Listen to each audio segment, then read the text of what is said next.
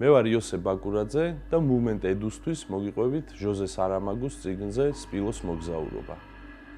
ხშირად ხელოვანებს ბედისწერა, დამთხვევა თუ უბრალოდ გარემოება კარნახობს იდეებს, რომლებიც თავიანთ შემოქმედებაში გადააქვთ.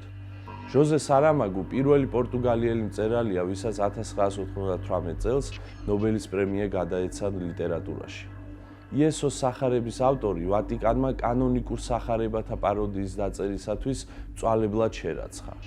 თუმცა ამ ფაქტის შემდეგ ჟოზე სარამაგუ 10 წლის შემდეგ ზალცბურგის უნივერსიტეტში მიიწვიეს და სტუდენტებთან ერთად შემთხვევით კაფე სპილოში შევიდა, სადაც აღმოაჩინა ამბავი, სადაც პორტუგალიის მეფე ჟუან მესამემ ავსტრიის ერქერცოგ მაქსიმილიანს ინდური სპილო სახელად სოლომონი აჩუქა. გარემოებამ ჟოზე სარამაგუს წიგნისათვის დასაწერი იდეა უკარნახა. ეს იყო ბედისწერა, რომ მას დაეწერა წიგნი სპილო სოლომონზე და მის მოვლელ სუფროზე, რომლებიც ლისაბონიდან 30 კაციანი ამალით გაემგზავრნენ ვალიადოლიდამდე, ვალიადოლიდიდან 40 კაციანი შემადგენლობით გენუამდე, გენუიდან გემით გააგრძელეს ვოიაჟი და ბოლოს ალპების გავლით, ცხენებისა და ხარების ამალით ვენაში ჩავიდნენ.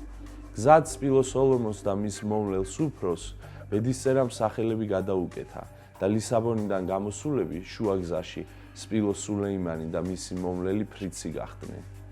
ეს არის რეალურ ამბავზე აგებული რომანი, სადაც უამრავი გამოგონილი ფათერაკი თუ რელიგიური ფაქტებია მოყვანილი.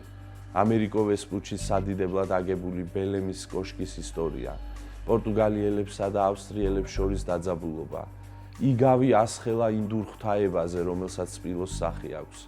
ერქერცოგის მიერ კათოლიკური ეკლესიის მკრეხელობაში გამოჭერა.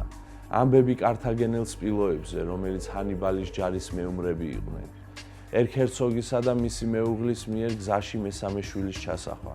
სპილოს მოვლელ სუფროს ოინები, იტალიაში სასწაულმოქმედი სპილო და ბოლოს სპილო სოლომონის თვალით დანახული სამყარო.